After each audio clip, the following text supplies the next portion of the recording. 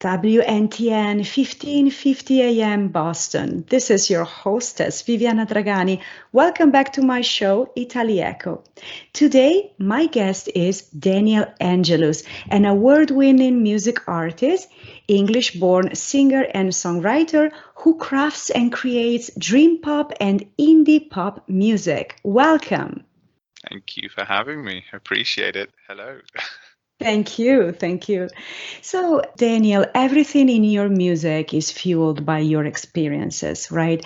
So, what are your sources of inspiration for creating music? Yeah, I think so. I started writing music when I was in my childhood, and I was going through like a lot of difficulty understanding the world around me and processing my emotions, and a lot of cruel things had happened to me. So also trying to make sense of that, and so I started to write poems which had all these Mm. feelings and this angst in it. And then I went and bought a small keyboard, a cheap keyboard, and just started playing keyboard at home and teaching myself more advanced kind of basically piano playing. And then I started to put together my poems with my keyboard and singing. And my singing wasn't very good; it was really bad. But I got a bit better at that, just a little bit. But I think that's the biggest sort of influence, the biggest sort of part of all my songwriting has just been following that same pattern throughout my life, continuously writing about things that are personal or meaningful to me, and then putting them through in an artistic way. I think doing the keyboard work allowed me to craft some melodies and some music around what I was feeling. But I always found when I was playing the keyboard when I was younger, I only ever played how I felt. So that's kind of how I learned to write music, was just playing with feeling. I still can't read music at all. So everything that you hear is just me. And now I'm very lucky to have a team around me who are gifted musically, who can also help realize my vision with all their wonderful instruments. And I write all my songs from the ground up, usually using piano, and the same way, and then build and build and develop them. And I do it. It's the same method, and that's because music to me is like therapy. It's personal. Mhm. So I'm why change that format? So I only ever release something if I'm feeling it, and if I'm not feeling it, then I just won't release anything for a while. That's fine. It's got to be kind of, to me, there's got to be a point to it for me, and then however the world interprets it, that's personal to you. So Got you. Thank you. So, tell us about your journey in the music industry. What have you learned? um oh, I've learnt a lot, to be honest. I think getting into it, I thought it was just all about being famous and cool, so I looked the part more than actually sing the part. um, and I was kind of obsessed with how other artists before me had presented themselves and just done it with so much grace and sincerity, and they were really owned what they did on the stage. I got that bit right early on. What I didn't get was the patience and the crafting of the songs, and then working on how to promote them and talk to the media. There's so many skills that artists need beyond just singing a song. Sometimes Right. just singing a song is perfect if you can do that. And then maybe other people can promote that for you. But for me, one of the hardest learning curves was, since being asked to do my first ever show many, many years ago, about 15 years ago, um, was actually realizing that I have to put a lot of work into the music, the performance, the promotion, just the overall package. And that was one of the biggest learning curves for me. And it's something that I put a lot of work in over the past sort of 2 to 3 years as well, more than ever before. And it's quite exciting.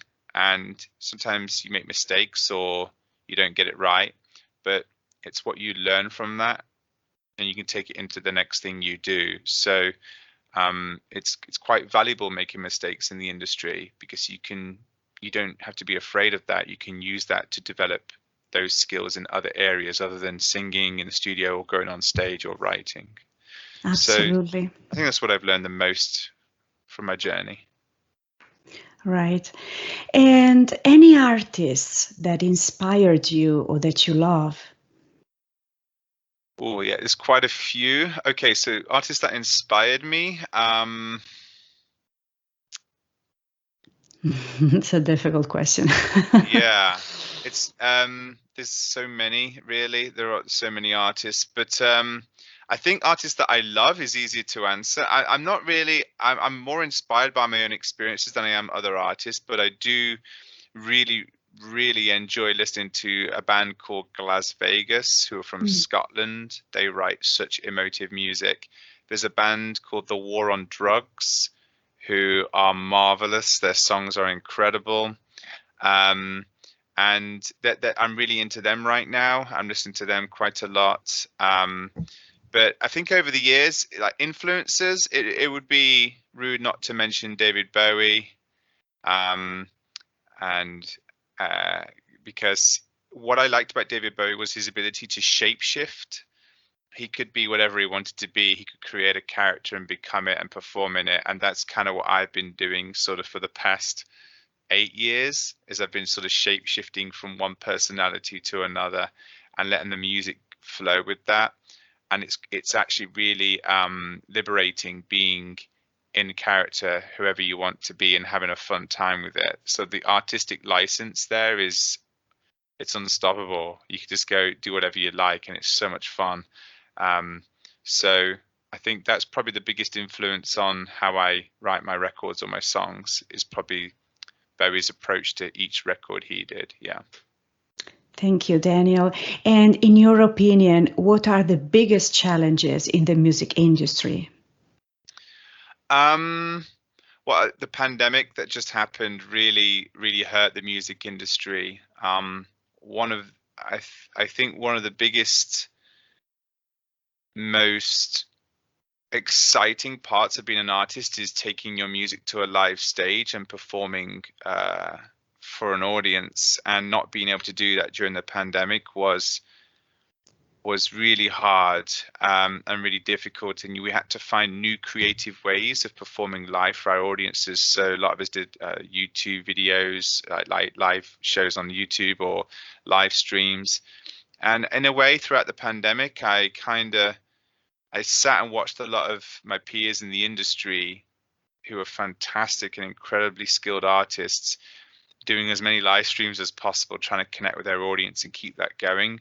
But it also felt like a bit of suffering, really. Like we were just hoping that we could get, be in front of our audiences again, because they're sort of our people, and we write for them as much as we write for ourselves, I guess. And they live partially through our music, and that is quite a powerful connection to have with other humans through art. So that's been really hard recently. I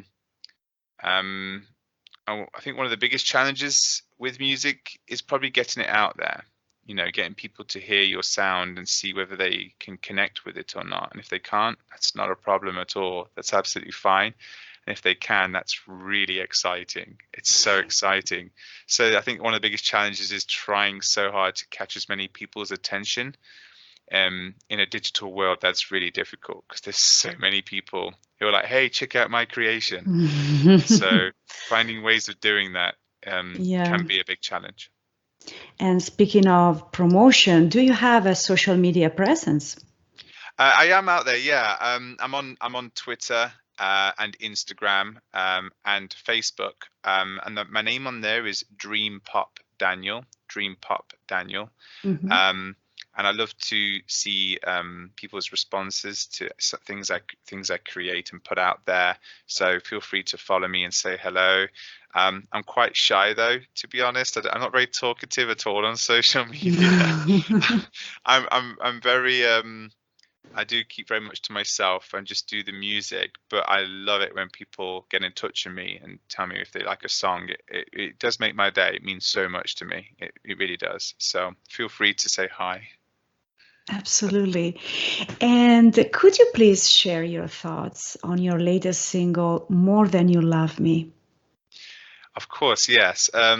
So during the pandemic, I found that I wasn't able to work with my usual team, and I wasn't able to do things the way I used to. I wasn't able to go to my studio in the city where I live and work with my team. We were not able to do that here in England due to lockdown measures. And then they lifted the lockdown measures briefly, and we thought, oh, let's get to work and do some singles. And then they put the lockdown restrictions back in place. And so we were like, okay, we need to work out a way to create this music. So I put together a team online of very talented individuals from Florence, Italy, and here in England. Shout out to Florence. um, and I just started working with new individuals, putting a team together, saying, look, these are my ideas, sending my demos over. And it was like we created this wonderful family that was all online. So the new single, More Than You Love Me, was purely created in sessions between me and my fellow music friends online between Florence, Italy, and the UK and America. And we would get together, share ideas, do some recording sessions, like virtual recording sessions together. And it worked so much. We went on to record a lot of music that's coming. But More Than You Love Me is the first single from these sessions that I've put out. The song is about, frankly, it's about sort of accepting and understanding that someone does not love you, and then realizing in hindsight, maybe you just didn't love them quite as much as neither, and being very vulnerable in that position, in that place, being okay with being vulnerable is something that I think a lot of people find quite hard to do in life. We put up a lot of shields, a lot of barriers to protect ourselves, and a lot of us find it really hard to show ourselves to anybody. And I think in this song, I wanted to explore the concept of being vulnerable and expressing that openly, but also having fun with it, making a track, a song that I would be so proud of and excited to hear on the radio. We kind of have a nickname for my music in the studio, and it's called Deceptive Pop. And that means it's catchy, but it's also deceptive because we like to keep the lyrics raw and real and genuine. So More Than You Love Me, I think, really expresses that really well, and it sets in motion what's to come. So if you like More Than You Love Me, it's a whole new direction to anything I've done before, a whole new sound. There's lots more to come, and I'm very proud of this single. I was so excited when we finished it. I could not wait to release it, and I had to wait 6 months to get it out, to make sure everything was ready for release. And I was just dying for people to hear it, and I've been overwhelmed by the response to it. I'm blown away, and I'm really humbled and grateful. It's just, yeah, it's been brilliant. So yeah, that's a bit about that. I'm terrible at this, by the way. Terrific. I absolutely appreciate that you can, show these kind of thoughts and feelings with our audience today, because it's especially difficult for men, I believe, to show, their vulnerability. So I really appreciate the lyrics. Thank you so much. So now stay tuned, guys, because we are going to play With or Without You and More Than You Love Me. Thank you so much, Daniel Angelus, for joining us today. Thank you for having me.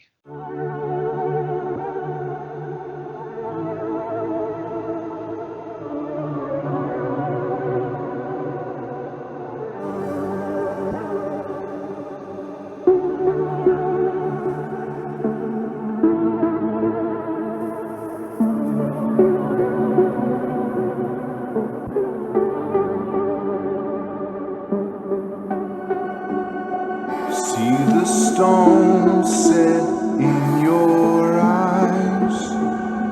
See the thorn twist in your side. I'll wait for you.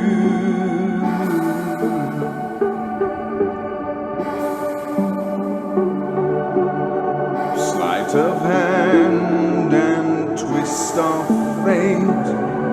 On a bed of nails, she makes me and I wait without you, with or without you,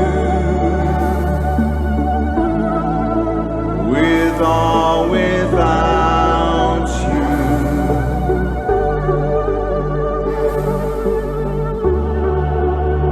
Through the storm we reached the shore. You give it all, but I want more. And I'm waiting for you. With or without you,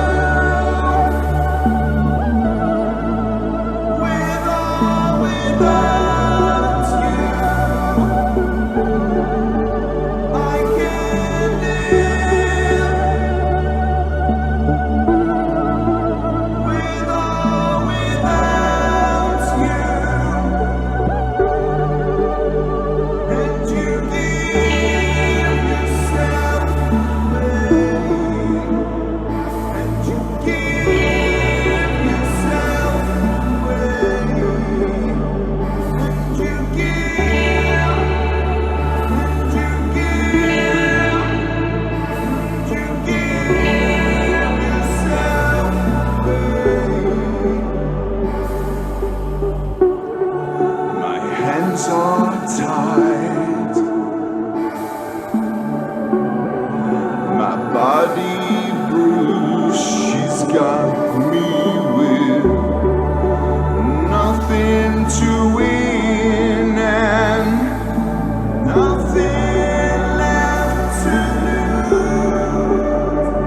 And you give yourself away, and you give yourself away, and you give, and you give.